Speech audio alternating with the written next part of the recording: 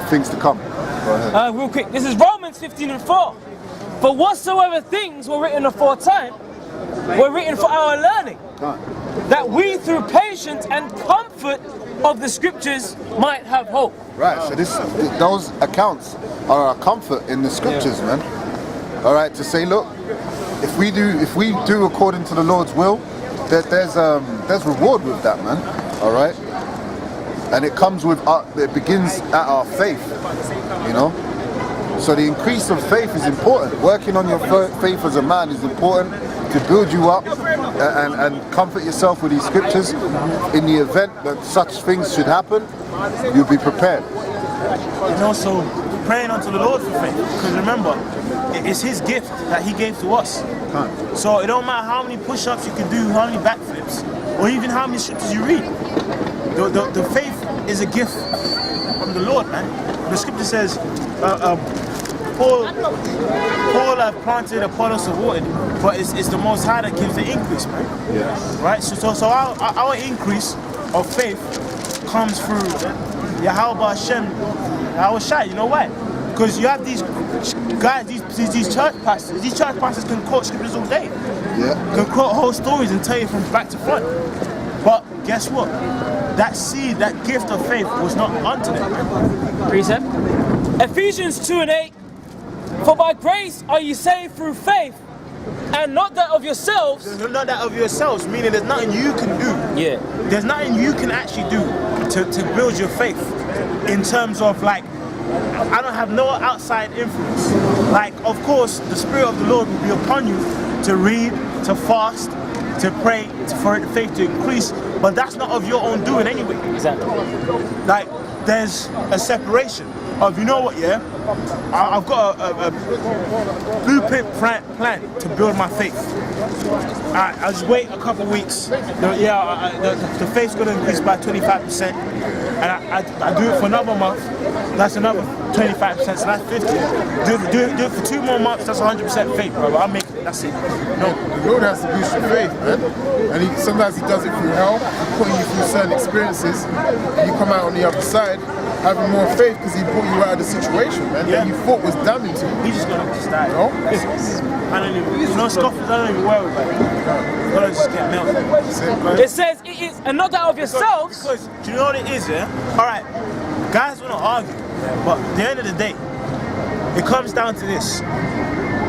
What next?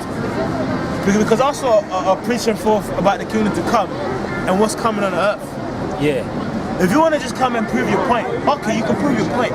But after that, okay, that's alright, cool. Hey. So what's next? Yeah. Hey, but that's a key point. You said what's next, right? Yeah. Hey, we know what's next. Yeah. And that's prophecy. Yeah. Because prophecy tells you what's next. Yeah. That's it. So that's really what it is. Where are your prophecies? Yeah. You know? Time for it. Can you tell us what's next? No, you can't. Yeah, you know, because in this chapter he said he was 44 years old. This one he says he's 20. All right, cool. Okay, all right.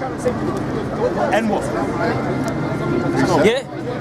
And it says it is the gift of Yahweh. It's a gift. It's a gift from the Lord. That's why it's important to pray. Look, the scripture. Look, the faith is a gift, right?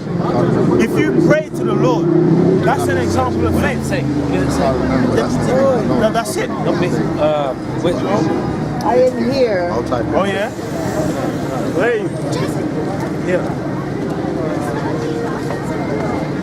What is this? I got a precept. This is about the 12 tribes of Israel. That these people on this sign are the chosen people of God. And God only came for these people. That's right. God done for me. Well, if you're a part of it, then yeah. Yes. John 3:27. John answered and said, a man can receive nothing. No, this is the 12 tribes of Israel. We basically go according to the understanding of the Bible. A man can receive nothing except it be given him from heaven. So that's even a faith. A faith, right? You know, faith. The hell out of order, bro. Indulgence. So indulgent. She came so masculine. I thought that was tragic. Yeah. That's how it probably is, right? But if it's his woman, that bitch so she probably scored more than him, man. That bitch was so masculine. She- I yeah. thought that was a tranny, man. She probably puts a strap on for that guy, man. Yeah, no, I don't doubt that. Because I think she's from Asher anyway. You know them lot are into that shit. Fuck that bitch. Hey, well, in this time, the Lord only came for his elect. Those other people, which are a part of these tribes, the Lord's gonna come. They're gonna come back through the men that are saved, man. That's right. So really, technically, you know, the Lord ain't coming back to save all of Israel, man. All right. Ultimately, they will be saved. Saved from. Basically, they're going to come back on the other side, man. All right, but they're not going to be saved on this side.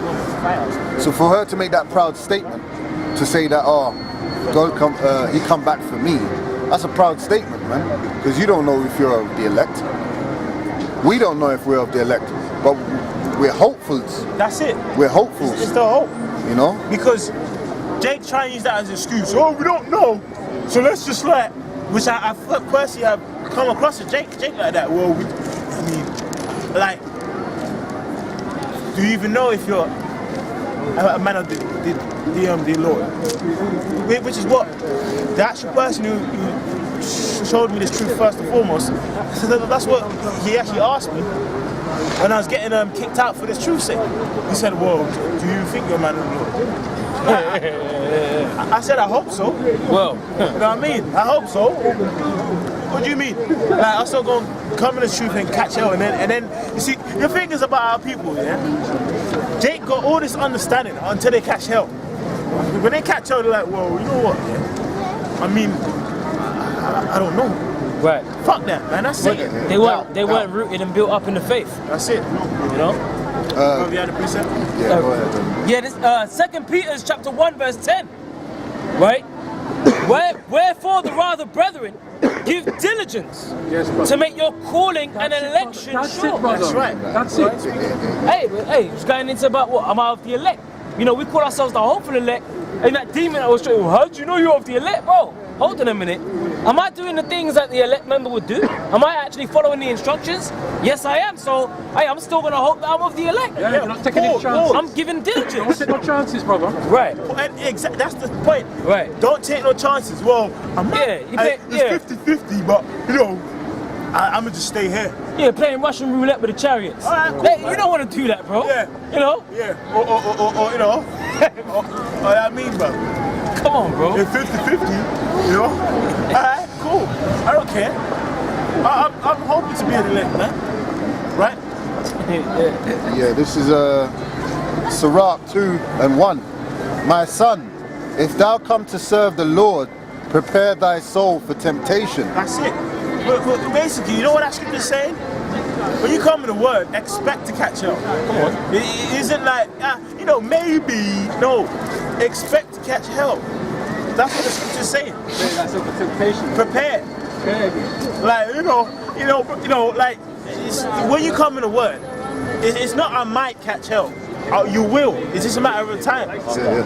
You know, you might come to the truth, and the first week, Only if you hate, you might catch it. yeah, and after you just might go and split the sea too, you know. Yeah, with CGI, man. All right. It It was so says, slow motion as well, bro. set thy heart aright and constantly endure. Now, how do you set your heart aright though? You know, it isn't like it's at home with the scriptures in your head, squatting with it. You know, setting my heart right. What? You know, nah. It's saying set thy heart aright, because guess what? The word heart goes back to love, which is the mind. So that's what the scripture says. We, through patience and comfort in the scriptures, might have hope. That's how you set your heart right. And by watching the apostles and elders, man. Because look, the scripture says, desire the sincere milk, right? Well, what group of people give you that milk? A kid that is just born ain't just going, Mom, let me get the titty out. You know, it cries and then it gets fed. The same thing when you come in the truth. The apostles give you the milk. You know why? Because when you first come in the script, truth, you might read John chapter 3 and 16, or Jeremiah 14 and 2, and not know what it means at all. But it's when the apostles give you the understanding, and then you start to receive it. That's them giving you the milk. They set the foundation. They set the foundation for the spirit and power of Yahweh Shemel Shai. Did that more on that? Or did that Yeah, I got more on that. It says, It's deep how you said that, Ark, because the apostles, El Tahar said, he can't save us, you know. He set the foundation, as you said, and it's we to take over next and to try to push to go, you know, and to endure to the end, right?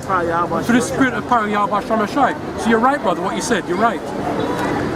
yeah, it says, and constantly endure. Constantly endure. To the end. So is it no like, you know that our people have that small box mentality. Yeah, I endured once, you know. I just got injured once and that's it. No. Constantly endure means to constantly fight. Like, for example, you have a thing called an endurance athlete.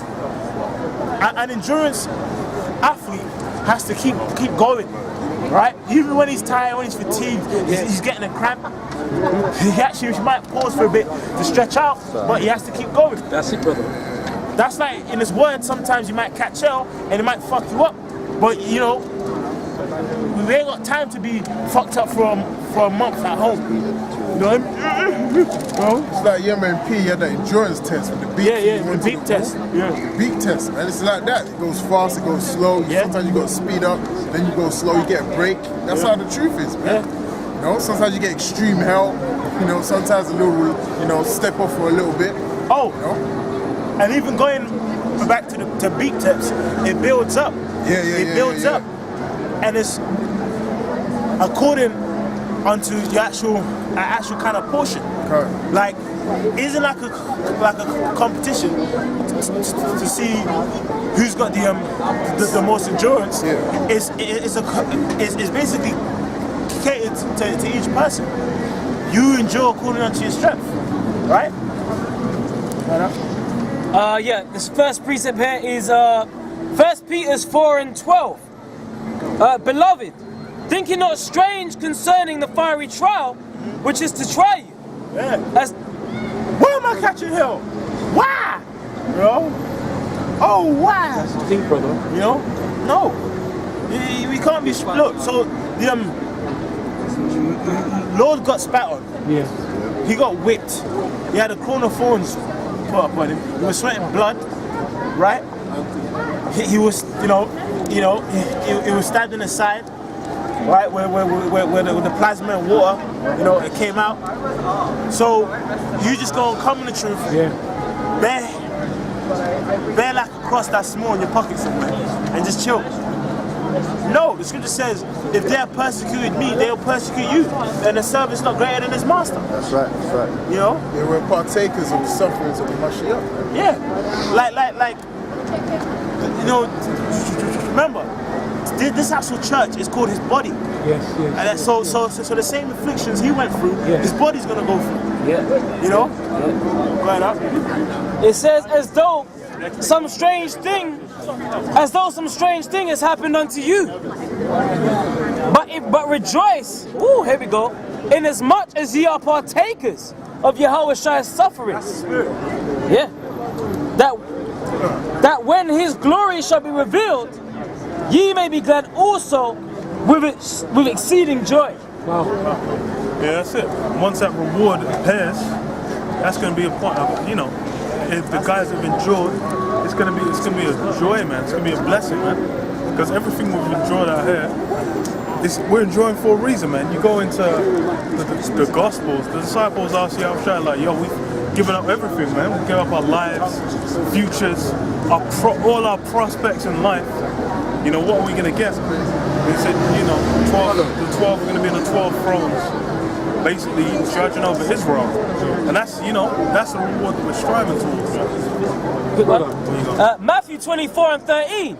But he that shall endure unto the end, the same shall be saved. Yeah, so that's why endurance is such a key facet.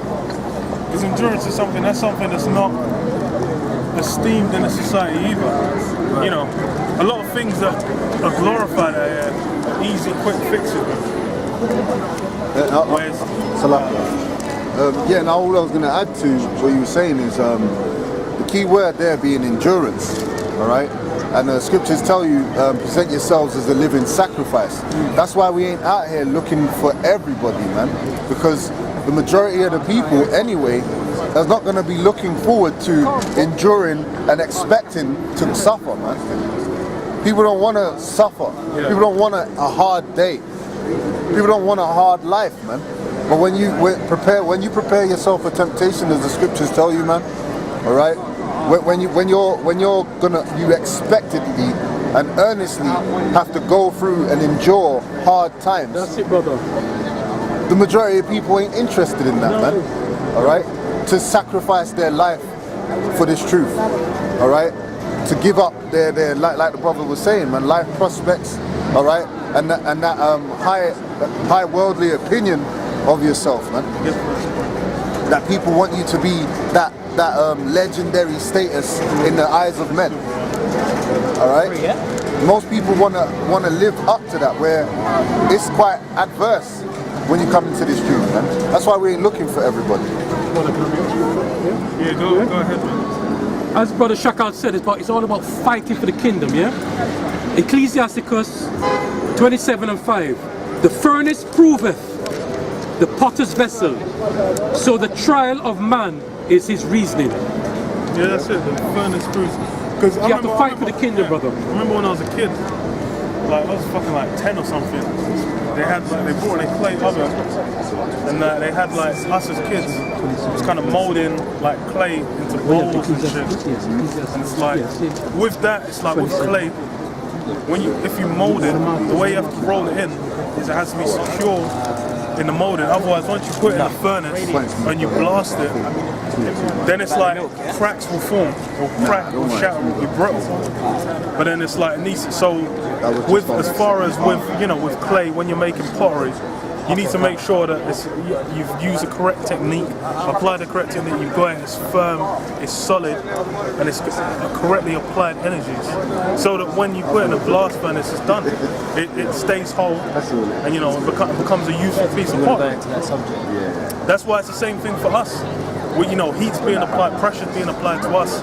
We're being molded into that correct shape.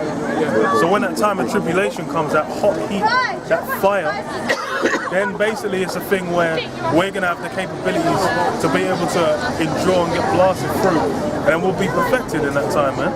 Because more or less that fire is the cleansing instrument that's being used, man, to shore us up. Because once we get through the tribulation, that's when Yahweh Shai is going to make his return. Then we're all good, we're in the kingdom, man. But, okay, go and grab the one I got. All right. This is 1 Corinthians chapter 3:1. And I, brethren, could not speak unto you as unto spiritual, but as unto carnal. Yeah, so Paul was like, look, man, y'all just ain't ready yet. Because they weren't, man. The thing is like when you first come in, I'm switching gears completely anyway. But it's like when you first come into the word, you might think that you're on a super deep, you're banging out, you watch 12 hours of Apostles every day. You're thinking like, yeah, I've got this. You start levitating, shooting lightning bolts, your brain starts magnifying in size. You walk outside and people are just like, they can't even look at you, you're just filled to the brim with so much wisdom. Any guy tries to say something, you're like, you're an Edomite, die! But when you first come in, you're still carnal because you've got all the all the baggage of the world still hanging off you, man. That's right. Go on. It says, even as unto babes in Yahweh Shai. Yeah, the babes, man. When you first come in, you're